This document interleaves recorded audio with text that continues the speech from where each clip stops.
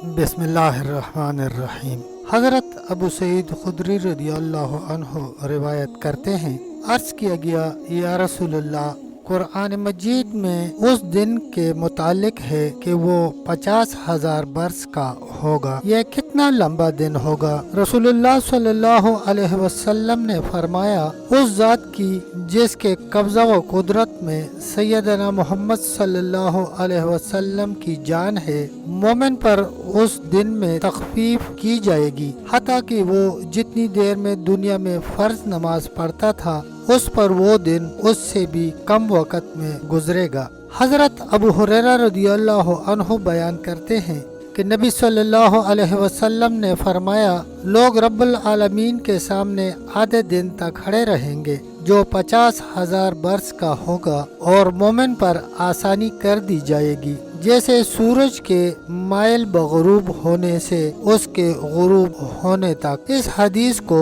امام ابو یعلی نے روایت کیا ہے اور یہ حدیث صحیح ہے۔ امام احمد روایت کرتے ہیں، حضرت ابو سعید خدری رضی اللہ عنہ رسول اللہ صلی اللہ علیہ وسلم سے روایت کرتے ہیں کہ کافر کے لیے قیامت کا دن 50,000 برس کا مقرر کیا جائے گا، کیونکہ اس نے دنیا میں نیک عمل نہیں کیے۔ عدل اور انصاف کا یہ تقاضا ہے کہ جو لوگ دنیا میں اس طرح نماز پڑھتے ہیں کہ گویا وہ نماز میں اللہ تعالیٰ کو دیکھ رہے ہیں، پھر وہ اس میں اس طرح محو ہو جاتے ہیں کہ انہیں گرد و پیش کا ہوش نہیں رہتا۔ امام ابو حنیفہ نماز پڑھ رہے تھے کہ مسجد کی چھت سے سام گر پڑا، افراتفری مچ گئی، مگر وہ اسی محویت سے نماز پڑھتے رہے۔ ایک انصاری صحابی کو نماز کے دوران تیر لگا، خون بہتا رہا اور وہ اسی انہماک سے نماز پڑھتے رہے۔ امام بخاری کو نماز میں تتیا نے 17 ڈنگ مارے اور انہیں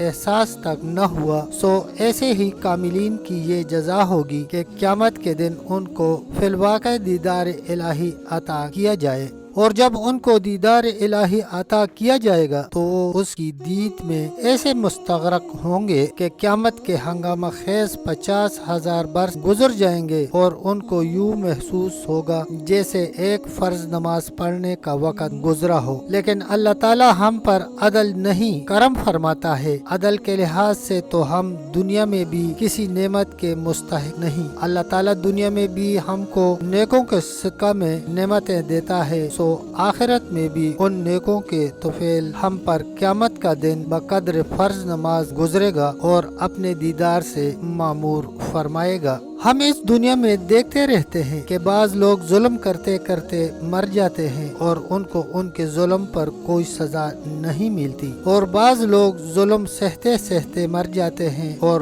ان کی مظلومیت پر کوئی جزا نہیں ملتی۔ اگر اس جہان کے بعد کوئی اور جہان نہ ہو تو ظالم سزا کے بغیر اور مظلوم جزا کے بغیر رہ جائے گا، اور یہ چیز اللہ تعالیٰ کی حکمت کے خلاف ہے۔ اس لیے یہ ضروری ہے کہ اس عالم کے بعد کوئی اور عالم ہو جس میں ظالم کو سزا دی جائے اور مظلوم کو جزا، اور جزا اور سزا کے نظام کے برپا کرنے کے لیے یہ ضروری ہے کہ اس عالم کو بالکلیہ ختم کر دیا جائے، کیونکہ جزا اور سزا اس وقت جاری ہو سکتی ہے جب بندوں کے اعمال ختم ہو جائیں، اور جب تک تمام انسان اور یہ کائنات ختم نہیں ہو جاتی لوگوں کے اعمال کا سلسلہ ختم نہیں ہوگا۔ مثلا قابیل نے قتل کرنے کا طریقہ ایجاد کیا، اب اس کے بعد جتنے قتل ہوں گے ان کے قتل کے جرم سے قابیل کے نامہ اعمال میں گناہ لکھا جاتا رہے گا۔ اس لیے جب تک قتل کا سلسلہ ختم نہیں ہو جاتا قابیل کا نامہ اعمال مکمل نہیں ہوگا۔ اسی طرح حابیل نے ظالم سے بدلہ نہ لینے کی رسم ایجاد کی، اب اس کے بعد جو شخص بھی یہ نیکی کرے گا اس کی نیکی میں سے حابیل کے نامہ اعمال میں نیکی لکھی جاتی رہے گی۔ اس لیے جب تک اس نیکی کا سلسلہ ختم نہیں ہو جاتا حابیل کا نامہ اعمال مکمل نہیں ہوگا۔ اسی طرح ایک شخص مسجد یا کنواں بنا کر مر جاتا ہے تو جب تک اس مسجد میں نماز پڑھی جاتی رہے گی، جب تک اس کنویں سے پانی پیا جاتا رہے گا، اس شخص کے نامہ اعمال میں نیکیاں لکھی جاتی رہیں گی۔ اور کوئی شخص بت خانہ یا شراب خانہ بنا کر مر گیا تو جب تک وہاں بت پرست مستی یا شراب نوشی ہوتی رہے گی اس کے نامہ اعمال میں برائیاں لکھی جاتی رہیں گی۔ اس لیے جب تک یہ دنیا اور اس دنیا میں انسان موجود ہے اس وقت تک لوگوں کا نامہ اعمال مکمل نہیں ہو سکتا، اور لوگوں کے نامہ اعمال کو مکمل کرنے کے لیے دنیا اور دنیا والوں کو مکمل ختم کرنا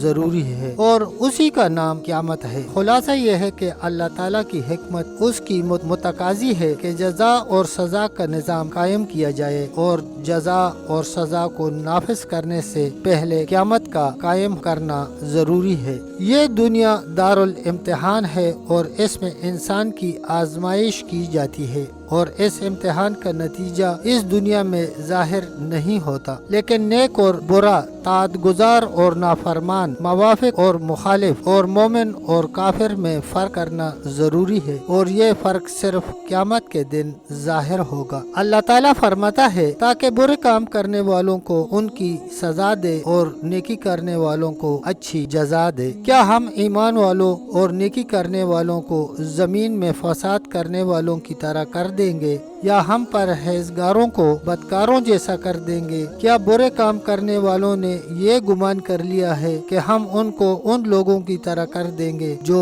ایمان لائے اور انہوں نے نیک کام کیے کہ ان سب کی زندگی اور موت برابر ہو جائے؟ وہ کیسا برا فیصلہ کرتے ہیں۔ دوستو تب تک کے لیے اتنا ہی، انشاءاللہ ملتے ہیں اگلی ویڈیو میں۔ تب تک کے لیے اللہ حافظ، اللہ نگہبان۔